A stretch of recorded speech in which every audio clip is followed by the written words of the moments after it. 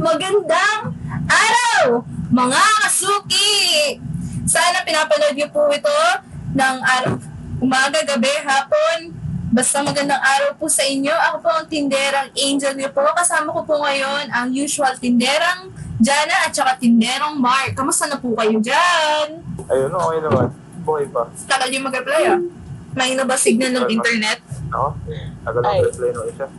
Ay, sorry na. Mahina signal. Pakisabi nga kung sino yung provider niya ng internet.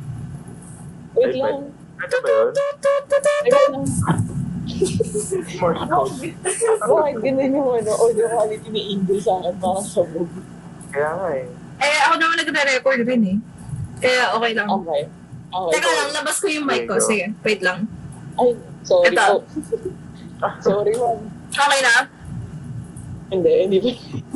Okay. Sige, bahala na. Bahala na. Go.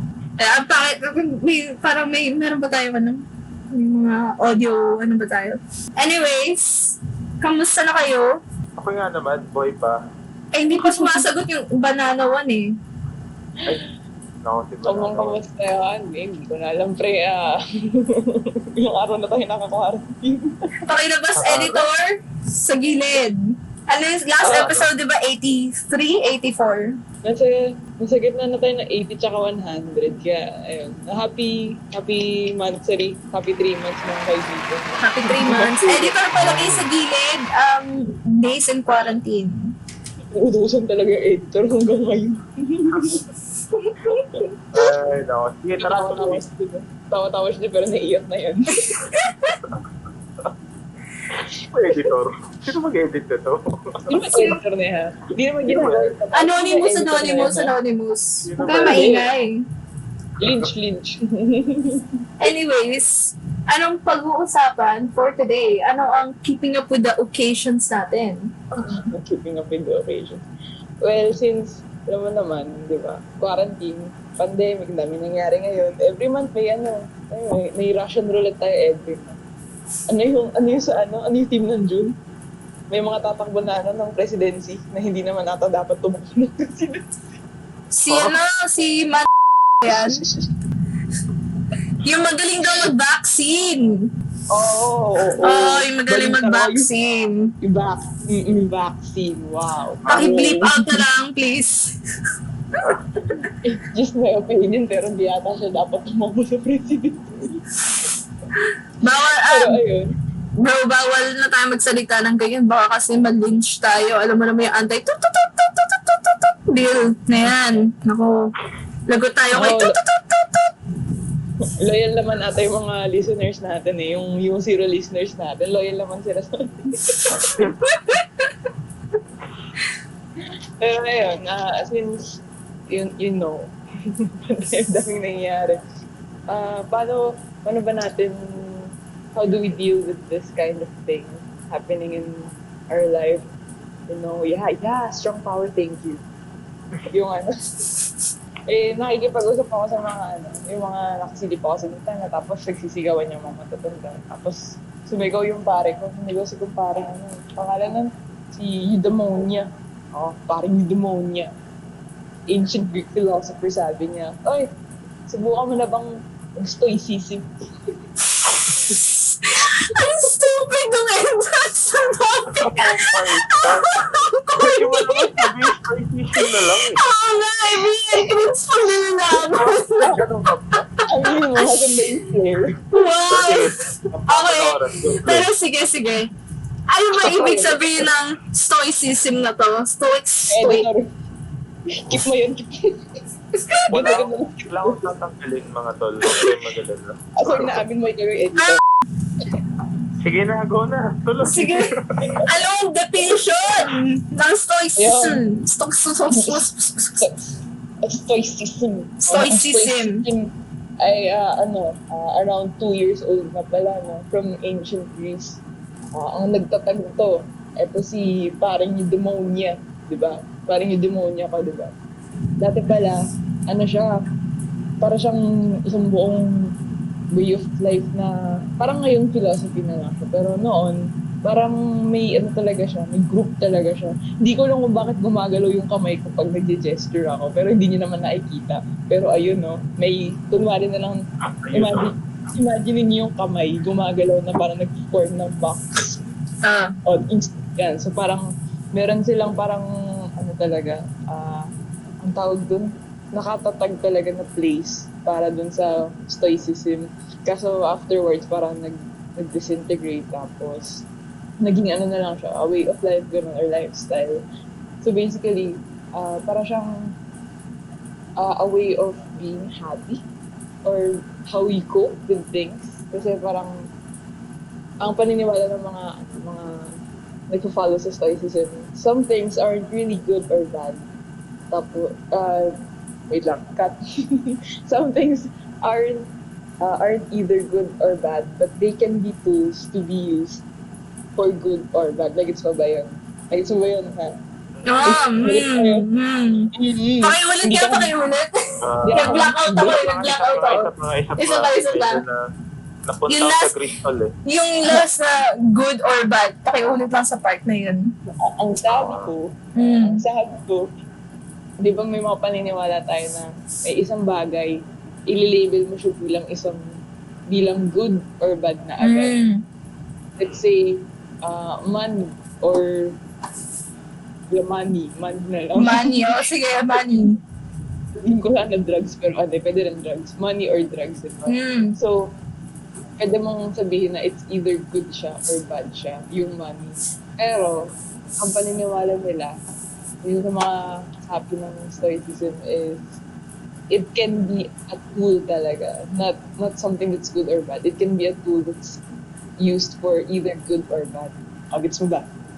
Parang hindi siya definitely good or bad, pero kung paano mo siya gamitin, doon lang siya magiging mabuti o masama. Okay. Yeah. Yun. Patagalin yung na yan. Thank you too. Thank you too. Wala po kaming sponsor. Hook us up sa sponsorship para mas maganda quality po ng mga videos namin. Sige naman. No? Pero Pwede mo naman kami bigyan. back to topic, no? Kasi Okay. 30 minutes lang tayo, dapat airtime natin eh. Sige, go. Anong parang, di ba, in-explain mo na. So parang, let's put it in a real life scenario kung paano mo magagamit tong Stoicism. Ay, wait lang, hindi pa ako tapos mag-explain ko na yung Stoicism. Ay, di pa daw. Hindi mo pa matatapos sa lagay na yun. Parang explanation mo. Di pa yun. Kasi Hindi pa yung Stoicism. Oo, yung Stoicism, it's much Parang deeper than that. tip of the iceberg pa lang. Oo. Okay. Bali, ang Stoicism. Pag tinignan mo sa dictionary term lang, wait lang na X. Tinitingnan pa lang. Ako, sa X. May kodigo, friends. Kodigo siya, may kodigo. Ang textbook definition of Stoicism is noun, the endurance of pain. The endurance of pain or hardship without the display of feelings and without complaint. So, di ba pag isipin mo yun, pag napakinggan mo yun, isipin mo parang emotionless ka lang, or cold, or wala kang kailan. So, that's a common misconception pag,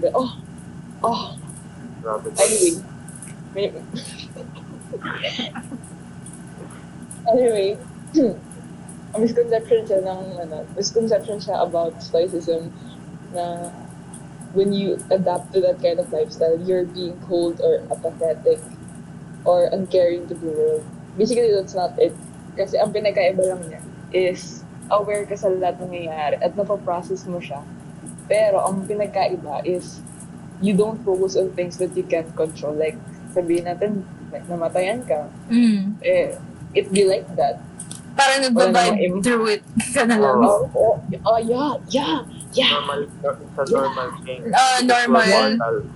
Yeah, just vibe. You blow, just vibing. Oh my God.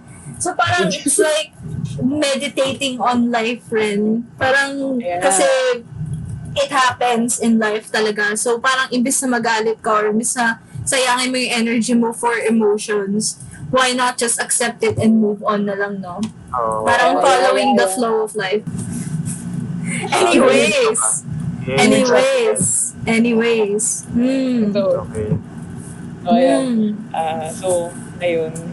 Paano natin, sa tingin niyo, paano natin ma-adapt yung way of thinking ng mga Stoicismians sa Ako, nangyayari ngayon? Ako kasi, hindi ko kaya i-adapt yan kasi ako, I'm a very emotional person na kailangan ma-express ko through emotions yung mga nararamdaman ko. So I think for me, hindi siya ideal lifestyle para sa akin. Kaya hindi ko maisip na ma-adapt siya or gamitin ko siya sa time ng pandemic na ito. Kasi like, ayoko i-vibe through lahat na nangyayari ngayon sa government lalo or sa kapakanan ng tao. Kasi sometimes, kasi if you just accept these kinds of things, kahit sabihin mo it's a way of life, parang better, parang you're being indifferent na rin minsan. Kahit sabihin mo, I am meditating the situation. You shut up, I am meditating the situation. Parang nagiging somehow indifferent ka kahit you don't mean to be. Oo. Sabi siya, a true Pisces. True Pisces. Glug, glug, glug, glug, glug, glug, glug. But that's me, right? Pero kayo, what do you think? Kaya nyo bang i-apply yung lifestyle na gano'n? O, Mark, ikaw muna. Oo, kasi pwede naman. Kaya siya. Pero at some time, medyo emotional din kasi ako. Kasi sabi nga sa Stoicism, we can have control on how we approach things. So minsan, pag out of control nga, yung most maandar is emotion mo. So may mga times na gano'n, be like that. Alam mo yun. Hindi mo naman makakontrol eh. I mean, may mga emotion na hindi mo makontrol at napupuno rin naman ng tao. So, kasi ngayon during pandemic, medyo mahirap siya adapt kasi parang para sa akin yung pagkakaintindi ko nga doon is nasusugar coat yung mga nangyayari sa paligid kapag hindi ka mag-a-act at some point. Kasi yung isang virtue wisdom. Navigate complex situations in a logical, informed, and calm manner. Which is, I agree naman doon. Pero kasi minsan, mayroong mga bagay na kahit kalmado mo na i-approach, sadyang hindi ka pinapakalma.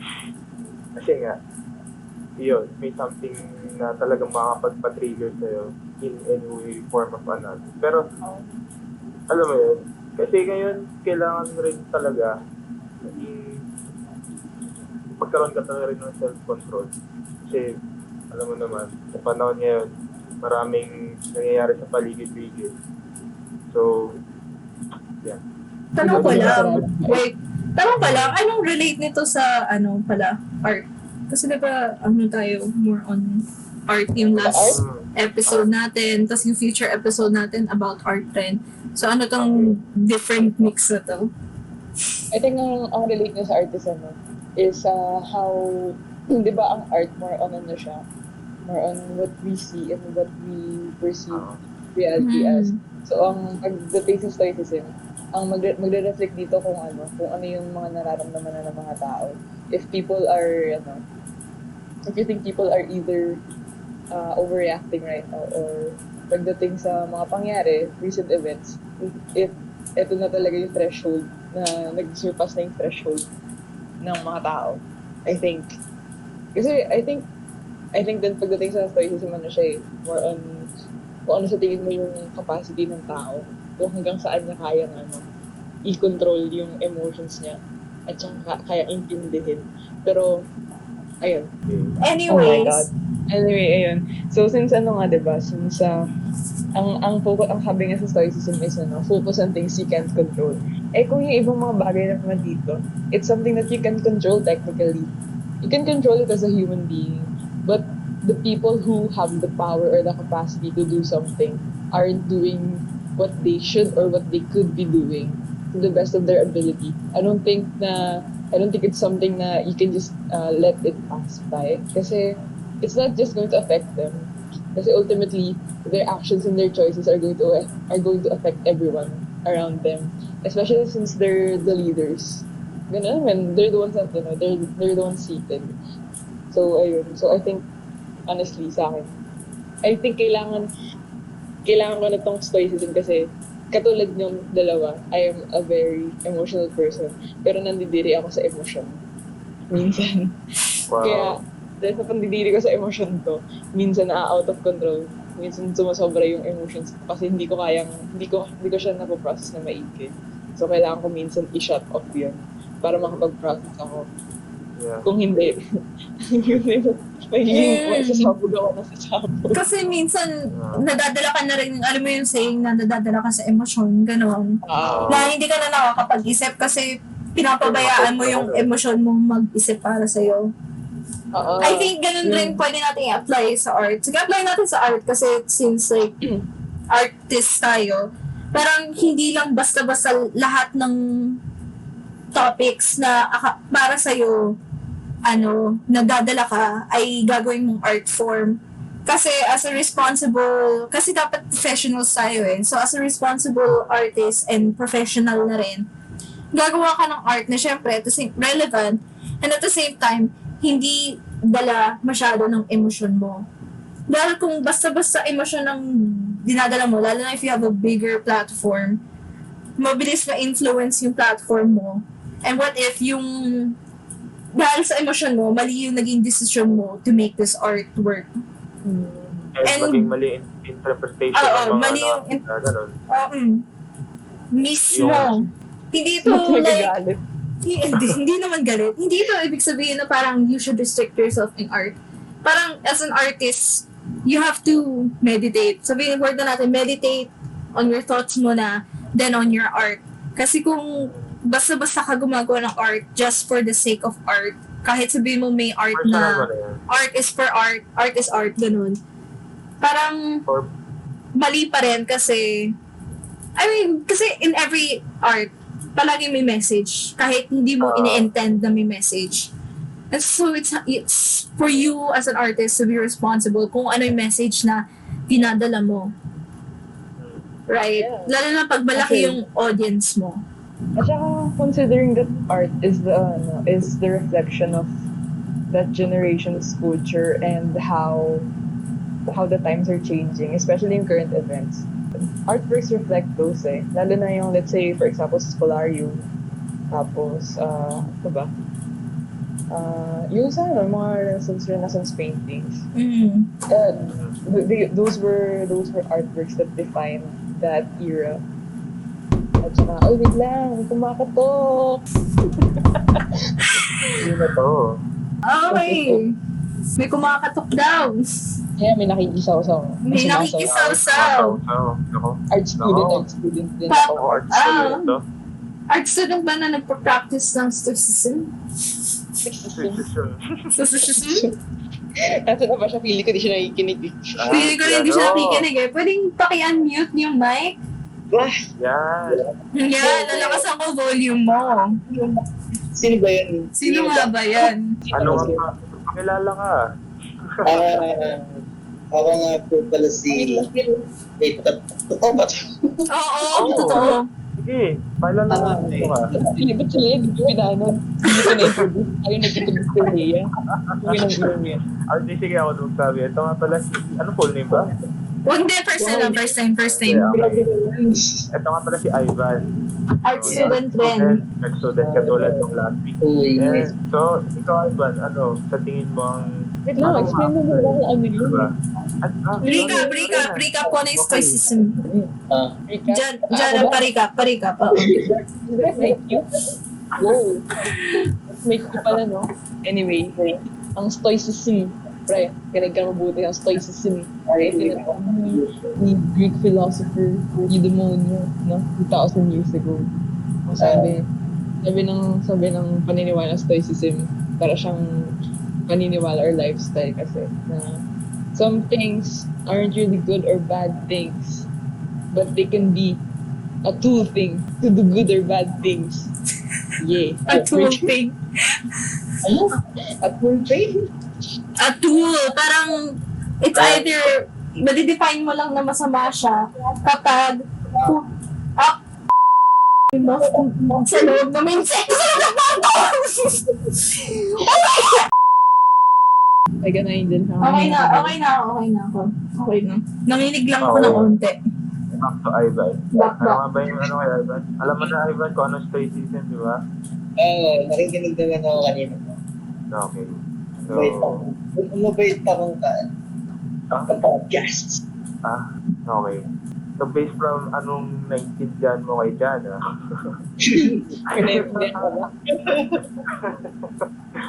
so, anong masasabi mo or ma-relate mo Stoicism to us? That's great. Hindi naman art in general. Siguro, pinapractice mo ba siya sa totoong buhay? Yun. Stoicism. Nung una, I didn't really think I was doing it. Pero, once nung sinabi niyo nga, pinakita niyo sa akin yung what is Stoicism, it feels like I also am doing it unconsciously. Kasi nga, you guys know me. I'm a sakto lang guy, bahala na, ganun, di ba, right? So, I don't know if it's my philosophy, but it feels like it's my philosophy. Also in art, kasi, like, it does say, wait. What did it say? Wait lang. Stoicism is the school of thought of virtue high school kasi it's about personal ethics na endurance of pain and hardship, right? Something like that. So like, also in art, even though I know myself na I have little to none of followers or anything, yung sa mga art, like the big guys on our class. Insert nyo nga yung IG name nyo dyan, yung IG art. Kasi yung mga big guys din sa class natin, they have lots of followers, they do commission works and things like that, mga really great stuff. And I'm really proud of those, really, I look up to them, things like that. But like, sure, I want those, pero it's not my style na parang, hey, look at me, I'm great. Something like that, pakita ko na I want people to like my art, parang ganun, diba? Parang kung yung pinapakita nila yung shit.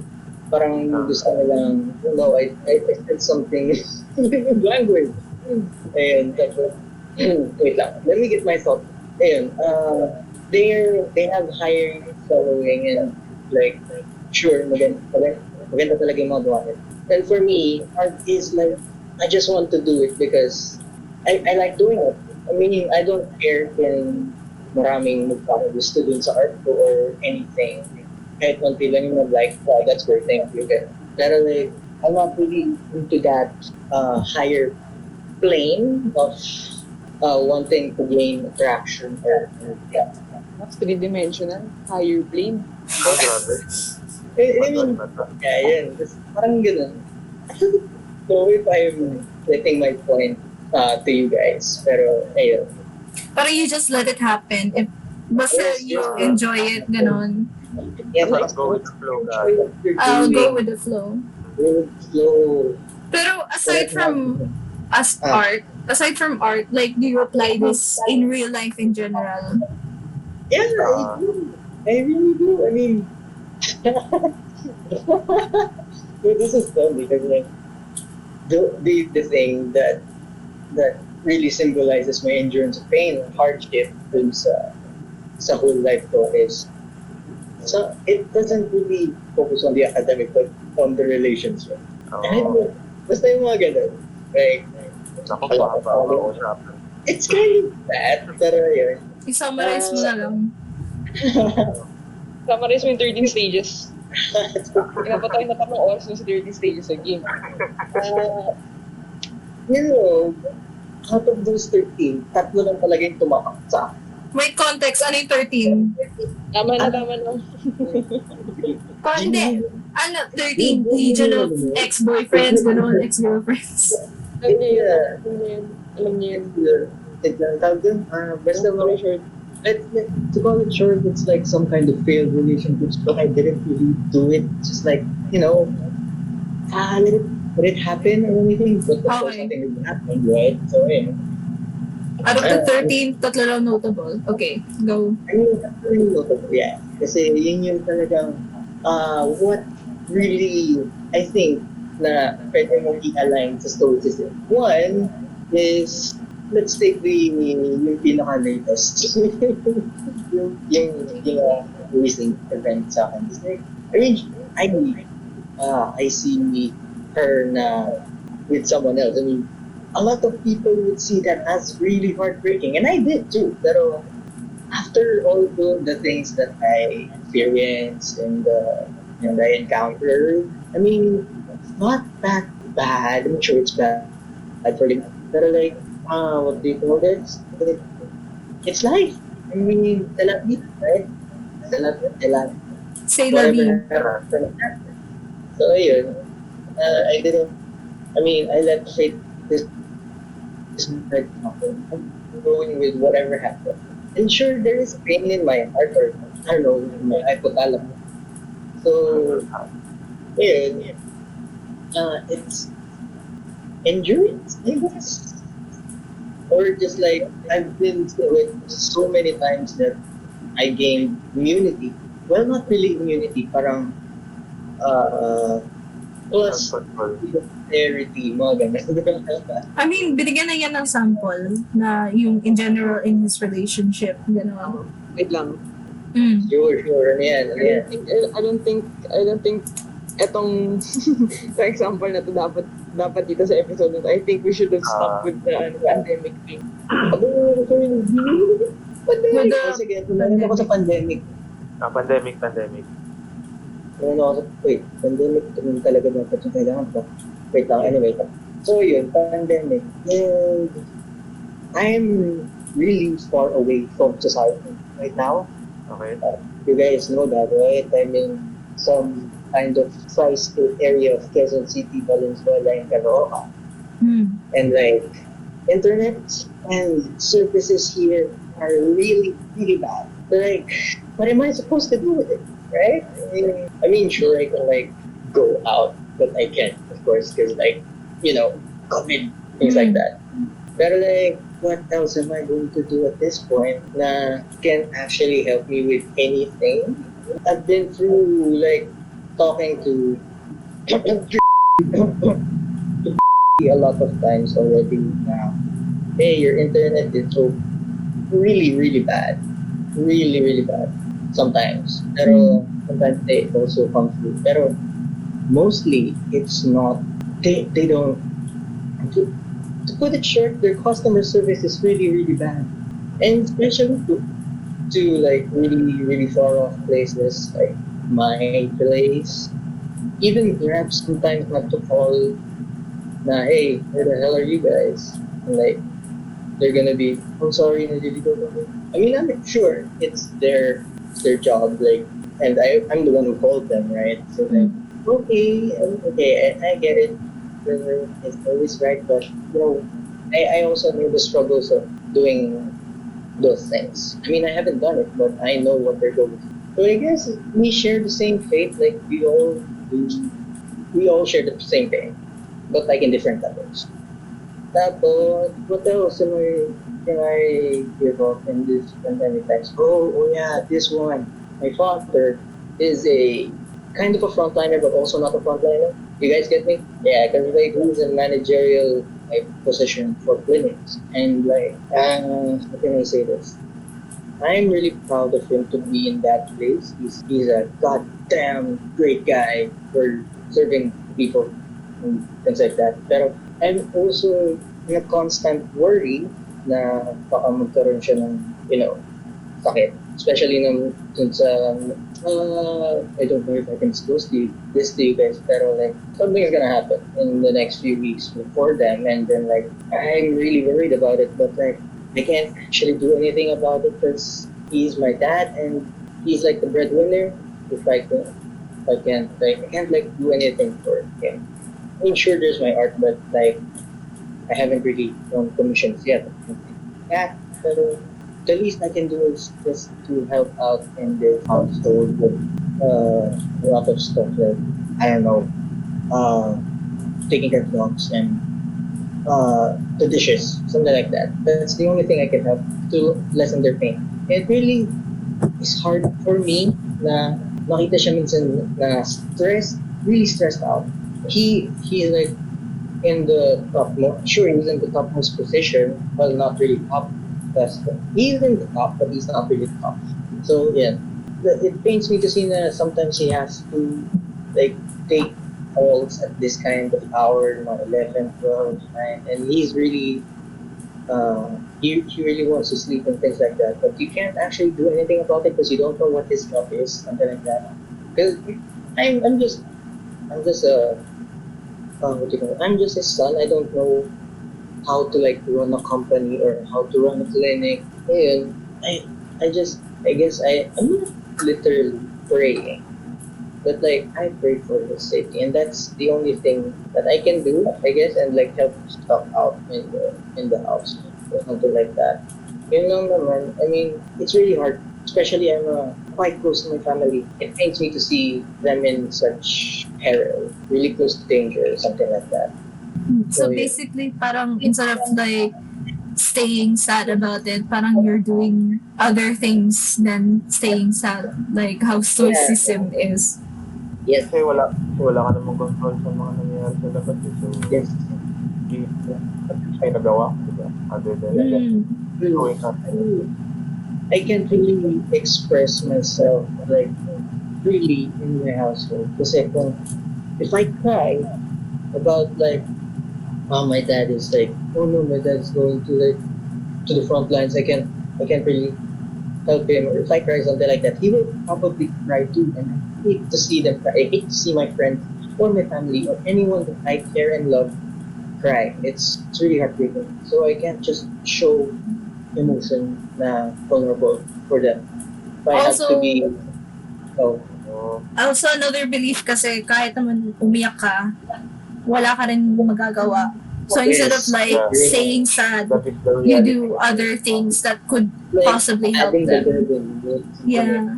Parang mas lalo silang magigil or something like that. Sure, some people find it like, oh my god, my son is really